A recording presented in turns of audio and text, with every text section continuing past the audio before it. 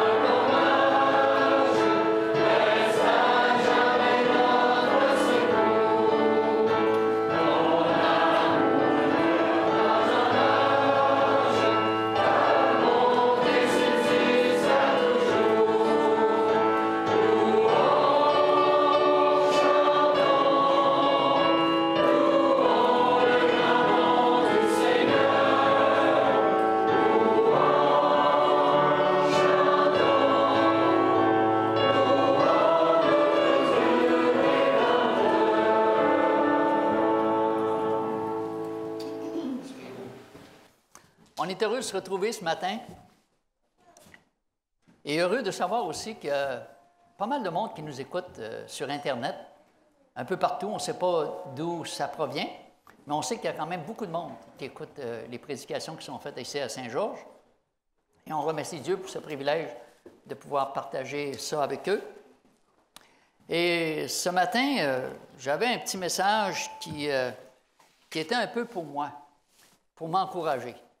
J'espère que ça va vous encourager aussi. J'avais intitulé ça « Comment combattre les géants ».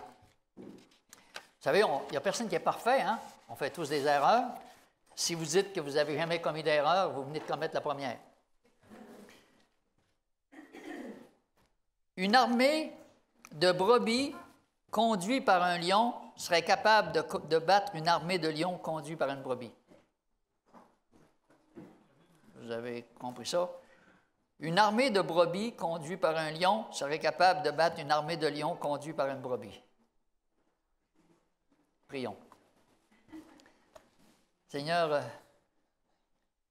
on te remercie parce qu'on sait qu'on a un ennemi qui cherche toujours à nous décourager, mais nous avons un Dieu, Seigneur, qui est plus puissant que cet ennemi et qui, lui, Seigneur, est capable seul de nous réconforter dans les moments difficiles et qui est capable de nous donner la victoire sur tous nos défauts, sur tous les géants que nous avons dans notre vie.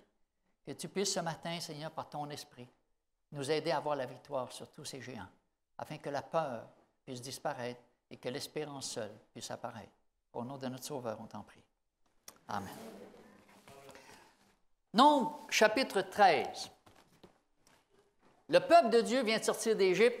Il se prépare à rentrer en Canaan. Enfin, ils vont pouvoir être heureux et avoir la place que Dieu avait préparée pour eux. Mais avant d'entrer, le peuple se dit qu'on devrait quand même explorer Canaan parce qu'on ne sait pas à qui on a affaire. Alors, l'Éternel, à partir du verset 1, Nombre, chapitre 13, verset 1, l'Éternel parla à Moïse, il dit, « Envoie des hommes pour explorer le pays de Canaan que je donne aux enfants d'Israël.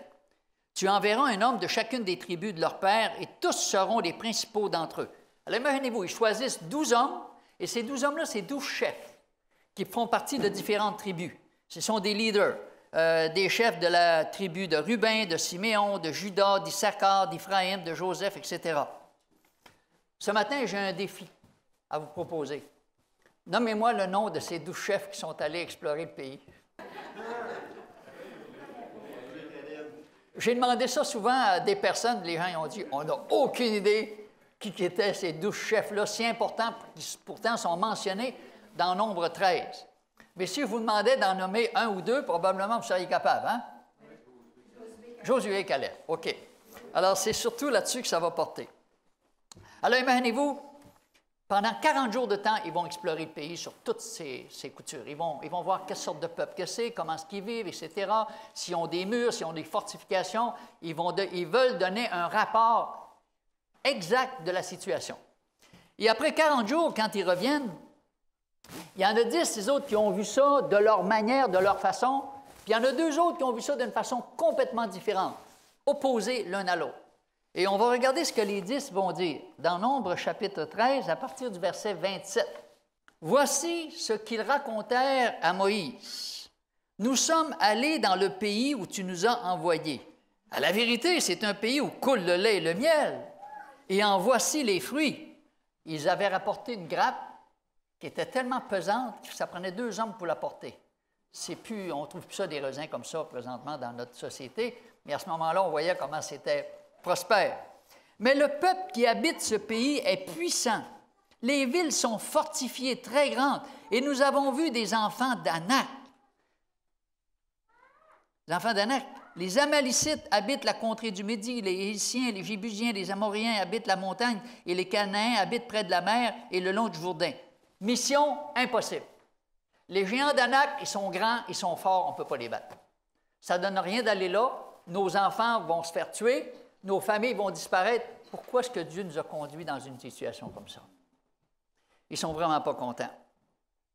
Pourtant, ils disent que c'est un beau pays, c'est fertile.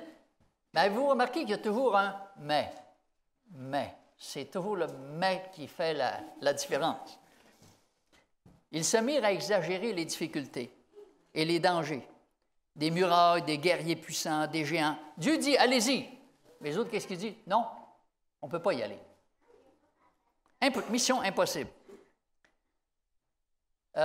C'est pas un peu insultant quand ils disent, au verset 33, qu'on a lu ce matin, « Nous avons vu des géants, des enfants d'Anak, de la race des géants. Nous étions à nos yeux et aux leurs comme des sauterelles. » Pardon? On était comment? Comme des sauterelles. Une sauterelle, quand tu piles dessus, savez-vous, quand tu marches dessus, savez-vous c'est que ça fait pchit. C'est fini. Et ils ne sont pas grand-chose. Ils n'ont vraiment pas une bonne estime des autres mêmes. Là. On n'est rien, nous. On est juste des sauterelles. Puis si tu piles sur nous autres, c'est fini. C'est assez décourageant comme rapport, hein? Moi, je ne gagerais pas beaucoup sur des sauterelles. On va dire dans une course ou dans n'importe quoi. Je ne pense pas qu'une sauterelle, ça peut remporter des grandes victoires. Et le rapport qu'il donne est un rapport qui est dévastateur, un faux rapport, et ce rapport-là va jeter la confusion et la colère parmi le peuple. Qu'est-ce que le peuple fait? À partir du verset 14, 3, chapitre 14, verset 3, là, il dit « Pourquoi Dieu nous a-t-il fait aller dans ce pays où nous tomberons par l'épée, où nos femmes et nos petits-enfants deviendront une proie? Ne vaut-il pas mieux pour nous pour retourner en Égypte? » Qu'est-ce qu'ils font? Ils accusent Dieu. Si ce ne serait pas la faute de Dieu, on ne serait pas dans ces problèmes-là. Alors, c'est facile de trouver un bouc émissaire. Deuxième, verset 4. Alors, nommons un chef et retournons en Égypte. Autrement dit, Moïse, on n'en veut plus. C'est-tu facile de critiquer les chefs, puis de critiquer Dieu? Ce n'est pas d'hier. Aujourd'hui, c'est encore la même chose. Chaque fois qu'il arrive quelque chose, c'est la faute de Dieu. Act of God. Jamais qu'on va accuser Marie, Joseph, Allah, Krishna, Bouddha. Non, non, non. C'est toujours la faute de celui qui est mort sur la croix pour nous. Quand le peuple est entré dans la terre promise, il n'y a aucun des 10 chefs qui était là. Les seuls qui sont pénétrés dans Canaan, c'est Josué et Caleb. Comment est-ce que nous, on peut combattre les géants de notre vie? Je ne sais pas si vous en avez des géants. Peut-être la drogue, peut-être le sexe, peut-être les dépendances au jeu, peut-être la cigarette. C'est peut-être plein de choses, de défis qu'on a dans notre vie. des géants qu'on a l'impression qu'on n'est pas capable d'abattre. Mais ça, c'est des géants qui sont assez visibles. Il y a d'autres géants qui sont moins visibles et qui sont d'autant plus dangereux. La vie n'est pas facile pour personne. On a tous des défis. Hein? On rencontre toutes des situations qui ne sont pas faciles. Les obstacles et les épreuves semblent bien souvent au-dessus de nos forces. Et pourtant, 98% des gens voient des obstacles et des épreuves comme impossibles, alors que seulement 2% voient cela comme étant des opportunités. Et je me rappelle quand on faisait du colportage, les colporteurs avaient peur aussi. Je vous avoue franchement, ils avaient peur. Parce qu'à chaque porte qu'on faisait, c'était quasiment tous des géants. C'est qui qu'on va rencontrer? Mais quand on montait en avion, puis qu'on montait pas mal haut dans les airs, puis on regardait ça en bas, on disait Saint-Georges, ça n'existe même pas. On dirait qu'il y a 2-3 personnes. Ils sont tellement petits. Et même quand on passait au-dessus de Montréal, ça semblait tellement petit le monde qui était en bas. Comment ça se fait qu'on a peur de ce monde-là? Du haut des airs, ils sont vraiment pas gros. Mais face à la porte, c'est tous des géants. C'est vrai qu'on entend souvent des mauvaises nouvelles. Hein? On dit les bonnes, elles sont très rares.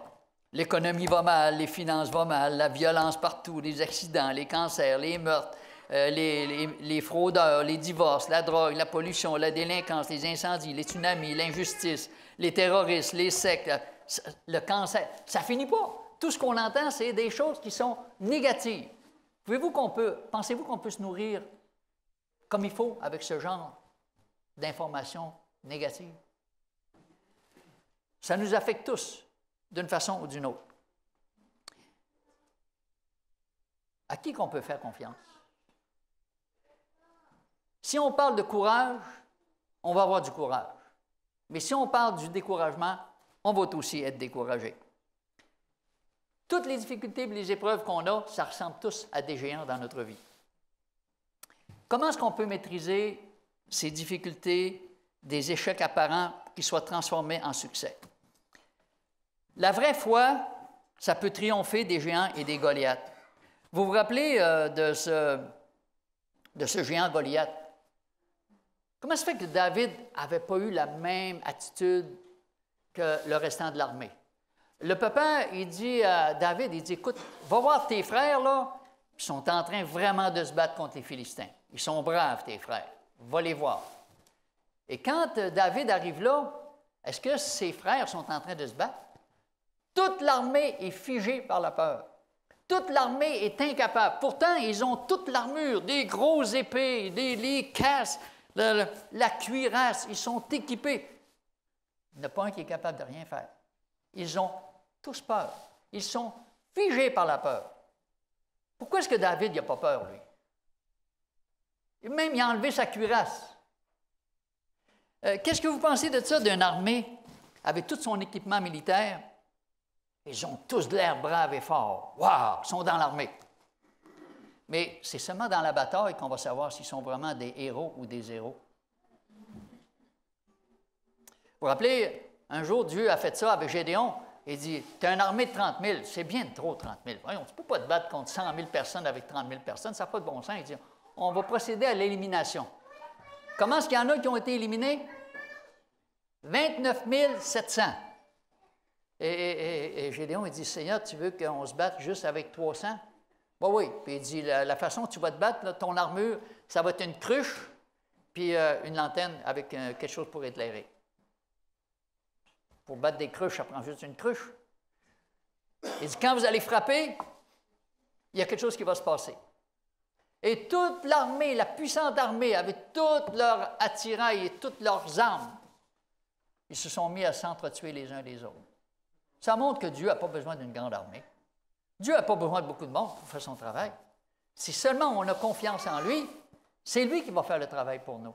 Mais nous, on compte tout le temps sur nos forces, on pense tout le temps qu'on est capable de faire des choses extraordinaires, et pourtant, sans Dieu, il n'y a pas grand-chose qu'on peut faire. Je me rappelle en faisant avec Adra, moi et mon épouse, les 2 premières portes qu'on fait, le monsieur, il était tellement fâché après nous autres, c'est quoi cette maudite affaire-là? Tu viens nous demander de l'argent alors que déjà on a des problèmes et des difficultés. Sortez d'ici avant que je vous donne un coup de pied au derrière. Moi, j'étais avec mon épouse puis les 2 enfants. Puis les 2 premières portes qu'on fait, on était vraiment mal reçus. Vraiment mal reçus. Là, j'ai dit aux enfants, écoutez, c'est juste le diable qui essaie de nous faire peur. J'ai dit, il ne faut pas avoir peur. Dieu est plus fort que les autres. Pas grave, ça. Ils ne nous ont pas frappés, puis ils ne nous ont pas fait de mal. Et après ça, quand on a fait les autres portes, wow! On a tellement été bien reçus qu'on ne se rappelait même pas qu'on avait été mal reçus. On arrive on va devant, sur le bord du fleuve, où toutes les maisons des riches sont là. On va aller voir les riches, voir. Les 2 premières maisons, ils voulaient envoyer la police après nous autres. C'est-à-dire, aux enfants. Ils disaient à mon époux, pas grave, c'est juste le diable qui essaie de nous faire peur. Quand on arrive dans une maison, le monsieur dit, ben oui, il dit, écoute, ta drosse, c'est une bonne œuvre, ça. Il dit, je vais te donner 100$. Elle dit, ah, merci beaucoup, 100$. On est arrivé à l'autre maison à côté, la madame a dit, mon voisin à côté, il a donné comment, lui? Ben, il a donné 100$. Elle a dit, moi aussi.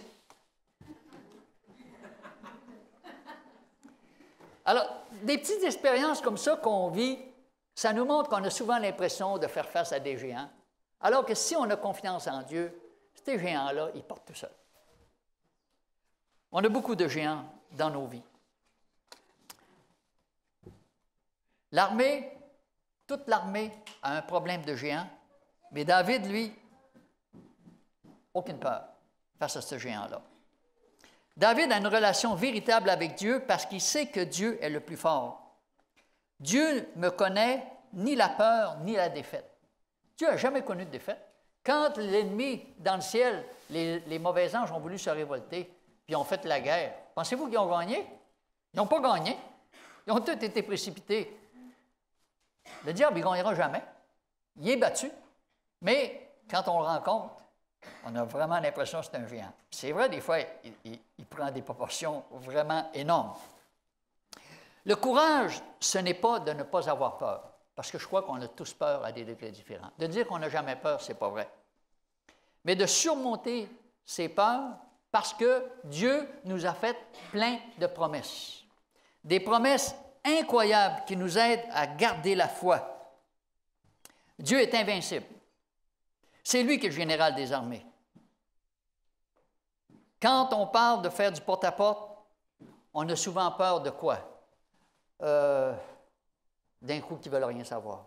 Qu'est-ce qu'ils vont penser de moi? Je vais être ridicule. On voit juste des obstacles. On ne voit pas les bénédictions, puis la joie, puis le plaisir qu'on va avoir de pouvoir communiquer avec des personnes. Cette semaine, j'ai rencontré un monsieur, il dit, monsieur, je suis tellement content que vous êtes ici. Je viens de perdre ma femme au mois de décembre, puis il dit, je me sens tellement tout seul. Il dit, c'est terrible. Il dit, j'aimais tellement mon épouse. Il dit, moi puis elle, on a vécu pendant toutes ces années-là des années de bonheur, et je suis littéralement dévasté. Alors, je lui ai laissé un petit de l'eau. J'ai eu l'occasion de prier avec lui. Et le monsieur était vraiment content de voir qu'on avait le petit carton avec tous les différents services. Il dit, je vais aller voir ça, c'est certain. J'ai rencontré une autre dame qui, elle était enseignante. Elle a vécu pendant 50 ans avec un homme qui était son mari, puis après ça, ils ont divorcé. Elle dit, mon mari, il a été dépressif pendant 30 ans, monsieur. Elle dit, 30 ans, j'ai enduré ça. Mais elle dit, c'est lui qui a décidé de partir. Puis là, elle dit, c'est drôle, depuis qu'on est séparés, à toutes les veaux, il est rendu ici. Mais là, elle dit, j'ai dit, si tu me dis les mêmes bêtises que tu me disais quand on était ensemble, je ne disais pas un mot. Mais là, je suis chez nous. Si tu me dis des bêtises, tu vas sortir vite. Alors, sois gentil avec moi.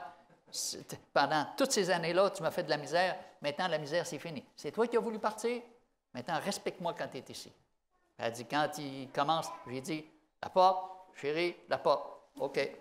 Alors, les êtres humains, et la dame était toute heureuse de recevoir ce carton, puis elle dit, ça va me faire du bien, puis ça va faire du bien à ça à mon mari. Puis je dis, il s'en vient quelque chose d'extraordinaire, parce que bientôt, on va avoir au 99.7 des petites capsules qui ont déjà commencé, qui nous parlent de l'Académie Sartigan, qui nous parlent des conférences qu'on va avoir avec des infirmières sur la santé. On va avoir des choses sur la dépression. La dépression, c'est une réalité aujourd'hui. En 2012, on a donné 12 millions d'antidépresseurs seulement qu'au Québec. Ça veut dire qu'il y a énormément de monde qui souffre, qui ne savent plus quoi faire. Pourquoi vous pensez que les pharmacies sont si riches? Le monde sont malades. À nous autres, on doit lui apporter la pharmacie céleste. La seule qui peut guérir tous nos bobos et nos problèmes. Quand le faible peut devenir fort, le timide peut devenir brave, l'indécis et l'intolérant peuvent se mettre en action. Quand Jésus traversait les villes et les villages, qu'il voyait toute la foule, c'était quoi les sentiments de Jésus et ses recommandations?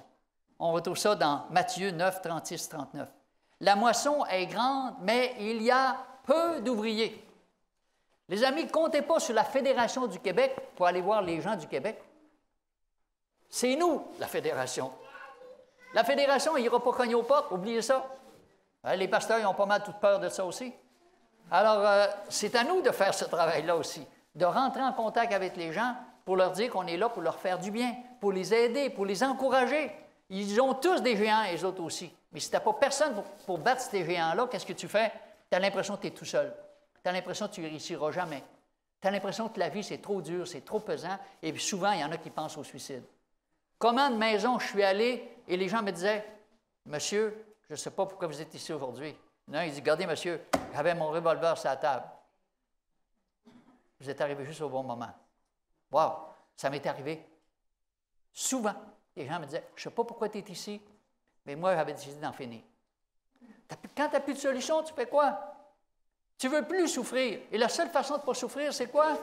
Nous avons vraiment besoin de prier pour vaincre les géants de la peur, les géants du doute, les géants du confort. On est tellement bien assis dans notre fauteuil quand il y a tellement des belles émissions qui passent à la télévision.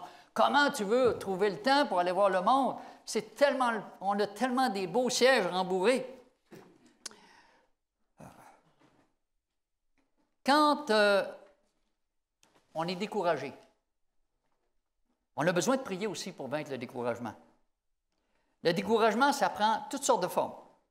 Quand on se sent blessé, quand on ne se sent pas apprécié à sa juste valeur, quand on est frustré, quand on est en colère, quand on se sent délaissé, abandonné et que la tristesse nous envahit, c'est très facile de sombrer dans le découragement.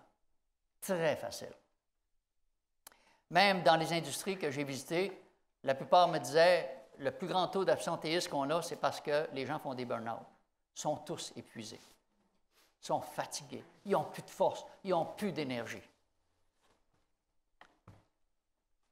À 75 ans, je remercie le Seigneur qui, malgré toutes les niaiseries que j'ai faites dans ma vie, mes bêtises, que Dieu me donne encore cette force-là, puis cette joie de pouvoir partager l'Évangile.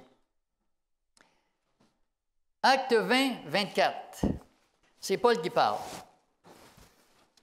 Paul dit ceci. « Je ne fais pour moi-même aucun cas de ma vie comme si elle m'était précieuse, pourvu que j'accomplisse ma course avec joie et le ministère que j'ai reçu du Seigneur Jésus, d'annoncer la bonne nouvelle de la grâce de Dieu. » Paul, il disait, « Je ne fais quoi? Aucun cas de ma vie. » Et souvent, nous, notre vie, il ne faut pas que tu y touches, hein?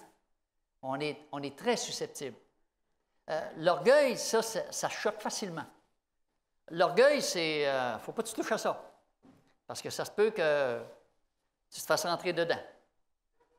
L'orgueil, ça peut être l'apitoiement de soi-même aussi.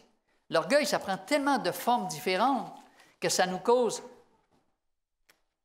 une vie très difficile. L'orgueil, ça nous blesse, ça nous choque, ça nous met en colère. Et on a de la misère à gérer ça quand ça arrive dans notre vie. Et pourtant, on doit dire comme Jean-Baptiste, quand il a rencontré Jésus, « Il faut qu'il croise et il faut que je diminue. » La mort au moi, c'est ce qui est le plus difficile. Et le Seigneur nous appelle de mourir à notre moi.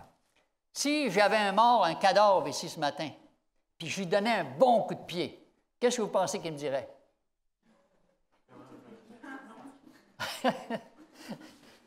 Il est mort. Il ne répondra pas. Mais nous, quand on répond, c'est parce qu'on est mort, à moitié mort, ou tout en vie. On répond souvent, on n'est pas mort à notre moi. On va lire un autre texte dans Ésaïe 26, 19. Ésaïe 26, 19.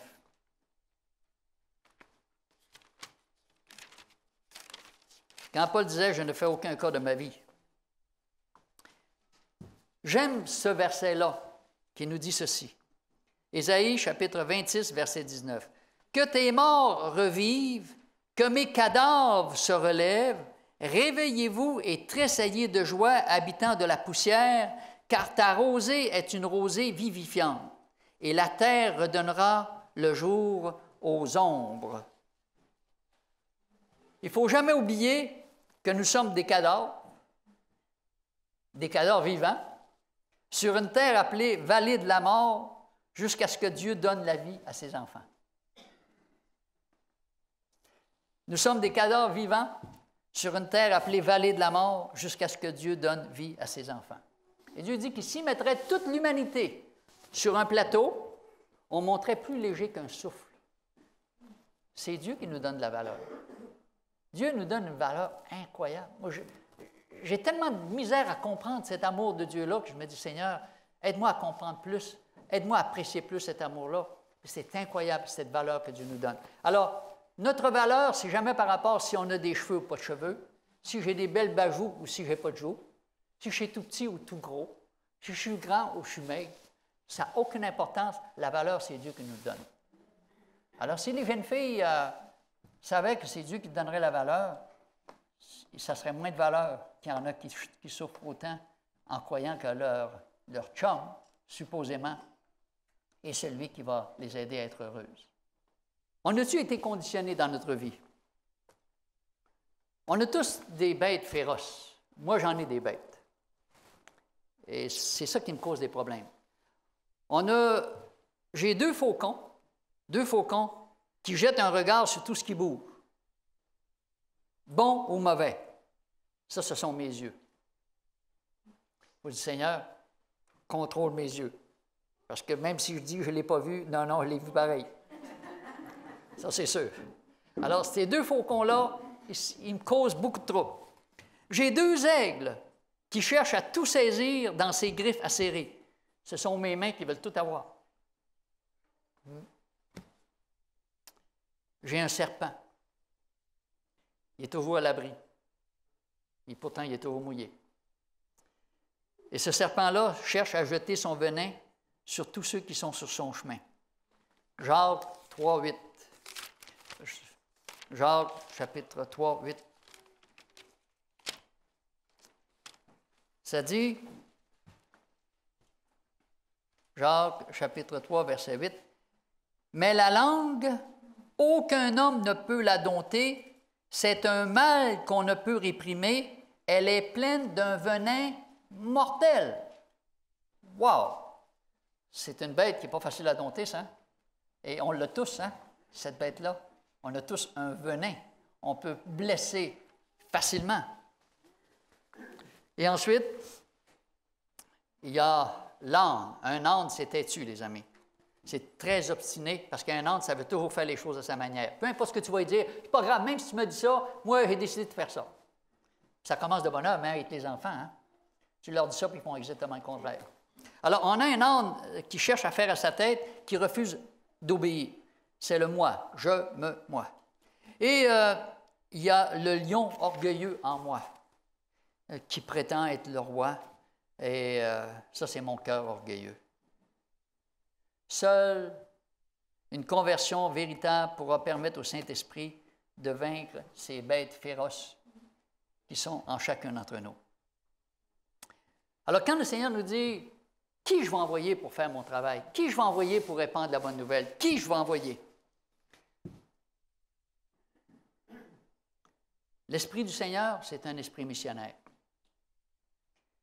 Quand les disciples sont allés partout pour prêcher la bonne nouvelle, est-ce qu'ils sont allés avant qu'ils aient reçu le Saint-Esprit ou après qu'ils ont reçu le Saint-Esprit? Ils sont allés avant, les amis. Le Seigneur les a envoyés, ils ont fait des miracles extraordinaires, puis quand ils revenaient, même, ils comptaient les miracles qu'ils avaient faits. Ils disaient, « J'en ai fait plus que toi, moi, des miracles. Hey, moi, il y en a un, mon gars, là, il était aveugle, j'ai parlé, puis il a retrouvé la vue. » Et ils se comparaient les uns aux autres. Mais il n'y avait pas d'unité entre eux. Ils chicanaient pour savoir lequel qui était le meilleur. Il n'y en a pas de grand dans une église. Pas parce qu'il y a un prédicateur en avant qui est meilleur que les autres. C'est un pécheur comme tous les autres. Celui-là qui est grand, c'est celui-là qui sert. Jésus était le plus grand, le roi des rois, et c'est lui qui servait. C'est lui qui s'est mis à genoux pour laver les pieds de ses disciples. Wow! Celui-là qui a créé ces créatures, qui a fait ces créatures, se met à genoux devant eux. Ça devrait nous donner une idée de quand on ne veut pas faire la Sainte Seine ou qu'on ne veut pas laver les pieds de quelqu'un, c'est parce qu'on a un orgueil démesuré dans notre cœur. On ne trouve pas la force de pardonner. Et on n'a pas l'impression qu'on est des serviteurs les uns aux autres, malgré nos difficultés. On a tous été conditionnés. Ce matin, j'ai apporté un cochon. On a mis une petite puce dans un cochon comme ça.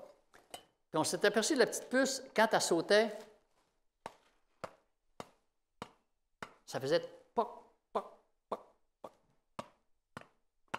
Elle sautait tellement haut qu'elle se cognait toujours la tête après le couvercle. Mais à un moment donné, on n'entendait plus de poc. Fini. Mais elle sautait pareil. Elle sautait, mais elle sautait jusque-là. Elle ne voulait plus se cogner la tête, ça lui faisait mal. On a enlevé le couvert. On a entendu. Et la petite puce a continué de sauter jusque-là. Elle ne sautait jamais plus haut. Ah non, elle se rappelait que si tu sautes plus haut, ça fait mal. Fait qu'elle est restée là. On a-tu été conditionnés, nous autres aussi, quand on se fait mal, qu'on ne veut plus se faire mal? Et même si Dieu nous donne la possibilité de pouvoir s'en sortir et de pouvoir devenir des vainqueurs, ça se peut-tu qu'on soit conditionné à sauter pas plus haut que ça? Parce qu'on a l'impression qu'on n'ira pas nulle part. Oh non, c'est trop dur. J'ai déjà essayé, même ça ne donne rien. Combien de fois, quand j'ai donné des thérapies pour aider des gens à cesser de fumer, « Ah, M. Tremblay, ça ne donne rien. J'ai essayé. Il n'y a rien qui marche. » Non, ça ne donne rien. Déjà, ils sont battus d'avance. Au lieu de dire, le seul échec que tu peux avoir, c'est d'arrêter d'essayer. Saute plus haut, vise plus haut. Ah non, ça ne vaut pas la peine. Ils sont battus d'avance. Ils sont déprimés. Alors, si on parle de courage, on va avoir du courage. Si on parle de défaite et de peur, on va continuer à avoir peur et on va être défaitiste. Dans Marc, chapitre 1, versets 16 à 18. Alors, je lis ça. « Comme il passait le long de la mer de Galilée, il vit Simon et André, frères de Simon, qui jetaient un filet dans la mer, car ils étaient pêcheurs. Jésus leur dit, « Suivez-moi, je vous ferai pêcheurs d'hommes. » Il savait comment faire la pêche avec les poissons. Hein? Le Seigneur dit, là, on va changer ça, vous allez devenir des pêcheurs d'hommes. Aussitôt, ils laissèrent leur filet et ils le suivirent. Est-ce que quelqu'un peut être on peut appeler quelqu'un un pêcheur si, année après année, il ne prend jamais aucun poisson? Pourriez-vous l'appeler un pêcheur qui doit vivre de cette pêche-là, mais il ne prend jamais aucun poisson? Est-ce qu'on continuerait à l'appeler un pêcheur? Ah non. Hein? Alors, il y a un jour, il y a un groupe de personnes qui se sont organisées et ont dit, nous, on va prendre notre club, là, ça va être club de pêcheurs. C'était une bonne idée. Alors, dans ces endroits-là, il y avait beaucoup de lacs et beaucoup de poissons. Et les gens disent, « Wow, c'est sûr qu'on va faire des pêches extraordinaires. » Et semaine après semaine, ils se réunissaient. Ils s'appelaient toujours le club des pêcheurs, évidemment. Puis là, ils parlaient de leur vocation, comment c'était important. Puis ils parlaient des facilités qui existaient, puis toutes les méthodes, les meilleures méthodes qu'on pouvait avoir pour faire des bonnes pêches. Puis là, ils disaient, ça, c'est notre premier devoir, c'est notre première occupation, c'est pour ça qu'on s'appelle un club de pêcheurs. Mais ils cherchaient toujours à avoir une meilleure définition, c'est quoi le mot pêche, puis tout ça. Puis là, ils disent, ouais, l'industrie, là, ça progresse quand il y a de l'amélioration de la pêche. Alors, ils aimaient les slogans. La pêche est le devoir du pêcheur. Chaque pêcheur doit connaître l'art de la pêche. Un avant-poste de pêcheurs pour chaque club de pêche. Ah, c'était incroyable comment ce qui était organisé, ce monde-là. Alors, ils ont organisé des réunions spéciales, des grands comités, plein de monde qui venait pour écouter ça. Puis ça disait « Campagne des pêcheurs ». Et maintenant, c'est le mois de la pêche. C'est formidable. Ils ont eu des congrès, et les congrès coûtaient vraiment cher. Même les repas, ils étaient payés. Ah oui. Il y avait beaucoup de documents qui le donnaient. Il y en a qui repartaient avec des valises pleines. Comment aller à la pêche? Puis là, ils découvraient des nouveaux produits, des nouveaux matériels pour la pêche, des nouveaux apports. C'était formidable comment ce qui était organisé, ce monde-là. Alors, parce qu'il y avait beaucoup de monde comme ça, ils ont dit, on va construire des grands édifices spécialisés pour la pêche. Ça a coûté pas mal cher. C'était marqué « Quartier général de la pêche ». Wow! Ils doivent connaître leur affaire, ce monde-là. Hein? Leur devise, c'est que chaque personne devienne un pêcheur et que chaque pêcheur se livre à la pêche. Pourtant, il y a quelque chose qu'ils ont oublié. Il n'y a jamais personne qui est allé à la pêche. Mais ils connaissaient tout sur la pêche. Hein? C'était vraiment des professionnels. En plus de leurs rencontres régulières, ils ont tenu des réunions de club pour envoyer des pêcheurs vers des endroits où la pêche était bonne. Ils ont dit, ouais, il faut qu'on fasse un nouveau comité pour encourager tous les pêcheurs à s'acquitter fidèlement de leurs devoirs. Puis ce comité-là a été organisé par des gens qui avaient vraiment ça à cœur, la pêche. Hein? Ah oui, oui. Il y avait une grande vision de ce travail-là. Alors, surtout, d'avoir le courage d'aller à la pêche. Là, il dit, il faut qu'on y aille loin, là, parce qu'il y a du monde qui n'ont jamais mangé de poisson, puis il faut qu'on aille dans ces endroits les plus éloignés de la terre pour leur montrer comment c'est important la pêche. Alors, le comité a engagé tout un personnel. Il a formé des commissions, ils ont tenu des réunions auxquelles on définissait le mot pêche, on faisait l'éloge et la vocation du pêcheur, on trouvait des nouveaux endroits qui seraient à propos d'exploiter. Pourtant, ni le personnel, ni les membres des commissions n'ont jamais pêché. Des centres de formation coûteux furent construits avec pour objectif principal d'enseigner aux gens l'art de la pêche. Au cours des années, bien des cours furent donnés sur les besoins du poisson, sur sa nature, sa réaction psychologique et la meilleure méthode pour l'approche et le nourrir, pour l'approcher et le nourrir. Les professeurs avaient même leur doctorat dans l'art de la pêche. On les appelait des docteurs. J'ai 4 valises chez nous, juste sur la pêche.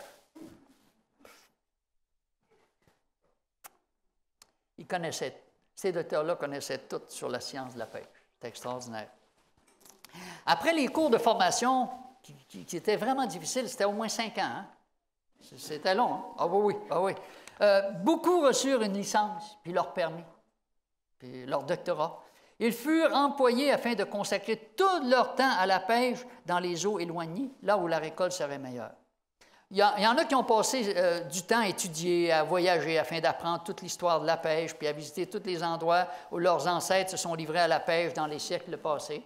Alors là, on parle de Jérusalem, on parle de la Terre Sainte. Il faut aller visiter ça, comment est-ce qu'ils faisaient ça, la pêche là-bas. C'est important de savoir ce qui se passe hein, dans ces endroits-là. Alors, ils ont comblé d'éloges les pêcheurs du passé. C'est les disciples qui sont allés à la pêche, Paul qui est allé à la pêche. Puis là, ils ont dit, wow, il faut qu'on transmette vraiment ça, cette idée à nos membres. Puis là, ils ont commencé à construire des maisons d'édition pour imprimer des méthodes nouvelles de la pêche. Ah, les presses, ça tournait jour et nuit, les amis. Les livres, ça sortait sur la pêche. On avait tout le matériel nécessaire contenant des programmes d'encouragement pour la pêche. Ils avaient même un bureau où on pouvait trouver l'aide d'un conférencier sur le sujet de la pêche. Tu pouvais l'inviter n'importe quel temps pour qu'il puisse venir te parler de la pêche, de la conférence générale. Beaucoup de ceux qui pensaient avoir la vocation de la pêche ont répondu aux appels pour devenir des pêcheurs. Ils ont même reçu des lettres de créance, j'en ai 3, leur donnant le droit de pêcher. Mais comme les pêcheurs du quartier général, ils n'ont jamais pêché. Comme tous les autres, ils se sont livrés à toutes sortes d'occupations. Ils ont construit des pompes pour permettre aux poissons d'avoir de l'eau. Ils ont acheté des tracteurs pour construire des nouveaux lacs. Ils ont inventé toutes sortes de nouveaux matériels pour voyager et étudier l'élevage du poisson. Ceux qui avaient prétendu vouloir faire partie du groupe des pêcheurs pensèrent alors qu'il serait peut-être plus utile en fabriquant du matériel pour la pêche.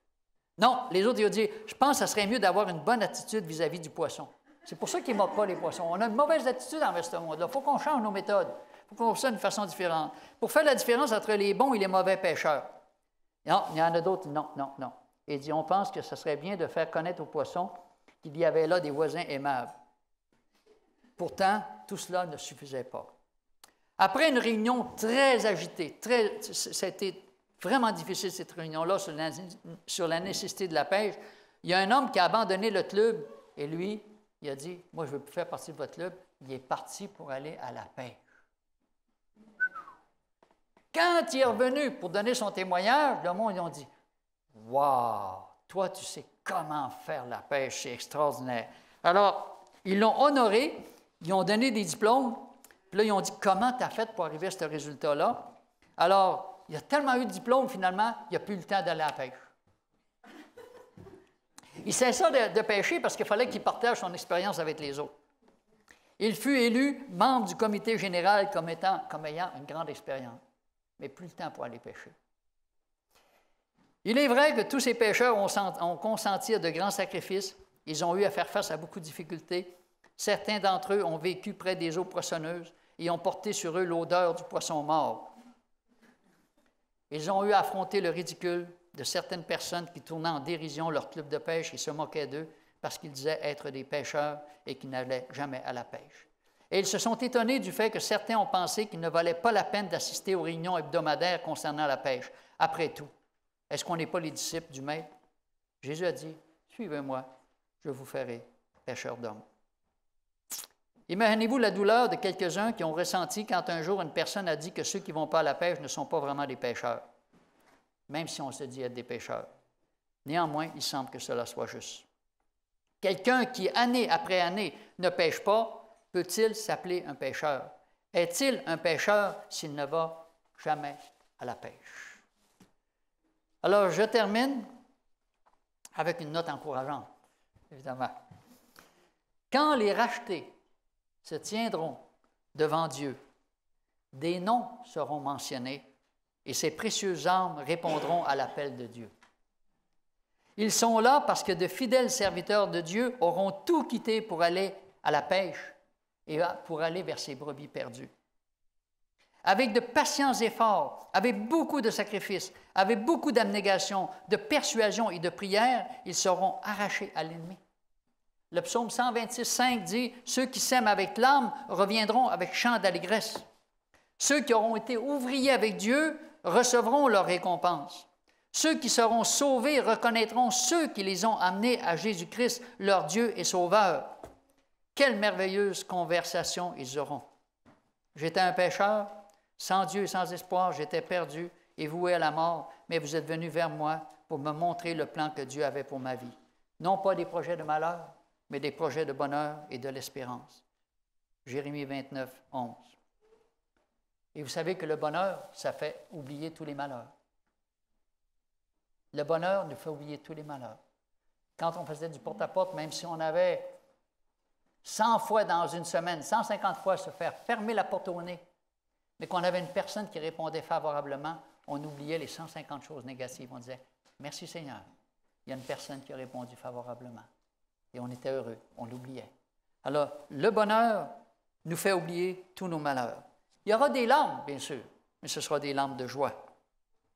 Il nous faut prier et travailler et prier. L'Esprit du Christ, c'est un esprit missionnaire. Que le Seigneur vous bénisse et qu'on puisse cesser de parler de la pêche pour finalement aller à la pêche. On n'aurait pas besoin d'avoir des édifices si luxueux pour pouvoir accomplir la mission que Dieu nous a confiée. Amen. Merci Jean-Guy pour le message. On va chanter maintenant ensemble « Debout, sainte cohorte ». On va se mettre debout pour chanter. Amen.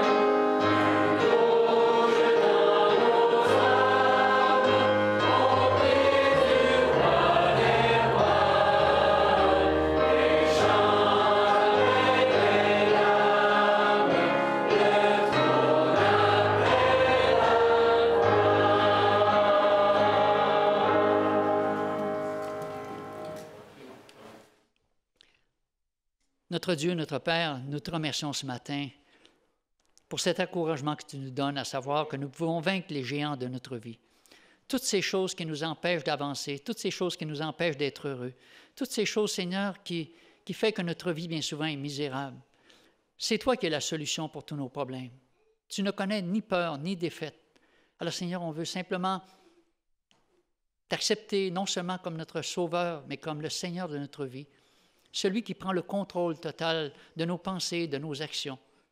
Tu nous as créés pour avoir la victoire sur tous nos défauts, la victoire sur nos dépendances, afin d'être libérés et de pouvoir marcher dans ta compagnie, en sachant que bientôt, quand tu reviendras, toutes ces douleurs, toutes ces choses négatives que nous aurons expérimentées dans notre vie, que tu puisses sécher nos larmes, nous réconforter en sachant que tout cela n'a pas été fait en vain.